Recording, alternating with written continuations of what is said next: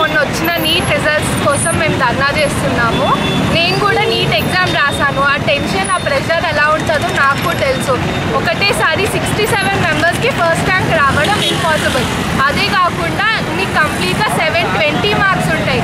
720 మార్క్స్కి 6 దాంట్లో 719, 718 మార్క్స్ వచ్చినాయి.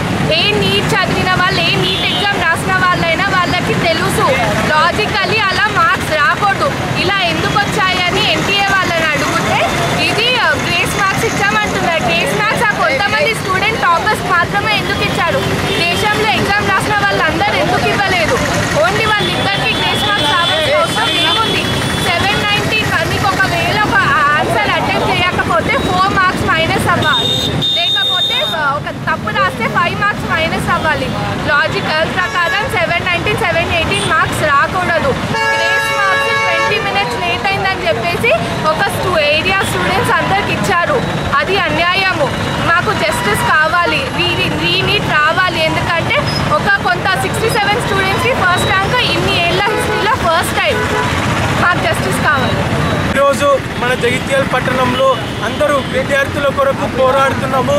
విద్యార్థులుగా మేము ఈరోజు జగిత్యాల తహసీల్ చౌరస్తాలో ధర్నా చేస్తున్నాము. NTA national testing agency conduct చేయబడుతున్న NEET NEET exam paper scam అయింది. దీనికి రుజువులు మన నీట్లో 180 క్వశ్చన్స్ ఉంటాయి. ఒక్క క్వశ్చన్కి 4 మార్కులు వస్తాయి. ఒక్క రాంగ్ ఆన్సర్కి -1 మార్క్ పడుతుంది. ఇక్కడ మనం చూస్తుంటే 719 మార్క్స్ వచ్చినాయి. ఇది ఏ విధంగా వస్తాయి? యాక్చువల్గా ఫుల్ మార్క్స్ పడితే 720 రావాలి, లేదంటే ఒక ఆన్సర్ రాకపోతే 716 రావాలి. కానీ 719 ఎలా వస్తుంది? ఇక్కడ హాల్ టికెట్ నెంబర్తో సహా ఉంది. అలాగే ఒక స్టూడెంట్ కాదు, ఇక్కడ మనకి 718 వచ్చాయి. ఇలా ఎందుకు అడిగినారు అంటే గ్రేస్ మార్క్స్ అని వాళ్ళు సంబంధం చెప్తున్నారు. దీనికి గ్రేస్ మార్క్స్కి ఎటువంటి ఈ 70 ఏళ్ళ చరిత్రలో ఇప్పటి వరకు 67 మందికి ఎయిర్ 1 ర్యాంక్ ఇప్పటి వరకు ఎవరికి రాలేదు.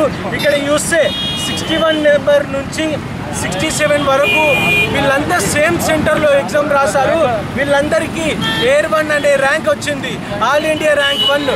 ఈ 70 సంవత్సరాలలో ప్రతిసారి 7 ర్యాంకులు లేకపోతే 5 ర్యాంకుల కన్నా మించి ఎక్కువ రాలేదు. అలాగే 2016లో 2 సార్లు ఎంసెట్ ఎగ్జామ్ రాసాము. ఈ విధంగా మేము కష్టాలు పడుతూనే ఉన్నాము.